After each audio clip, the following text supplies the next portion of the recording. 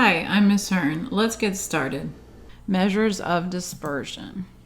So some measures of dispersion are range and standard deviation. We're going to talk about those two measures, standard deviation being the most important, which will apply quite a bit in upcoming sections. So sometimes we want to look at how spread out data is, or the dispersion. What is range? Range is the easiest way to measure how spread out data is. All you do is take the greatest value in the set minus the least value in the set. So for example, if this is our set of data, what would the range be? When we're talking about range, greatest data value, not the frequency. So we're looking at the x's, not the f's. We're concerned only about the data values, the x's. So we're going to subtract 5 minus 1, and we see that the data is pretty close together. They're all between the value 1 and the value 5. So their spread is only 4 units apart. To see what effect knowing the range could have, what it helps us understand about a data set, here's a very simple example of two data sets that actually have the same mean and median. They both have a mean and median of 7. So if that's all you know about the sets, you think they're pretty much the same, right? But in fact, if you find the range, you see that set A has a range of 12 and set B has a range of only 4. So set B is more clustered closely around 7,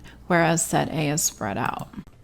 In the next video, we'll talk about standard deviation.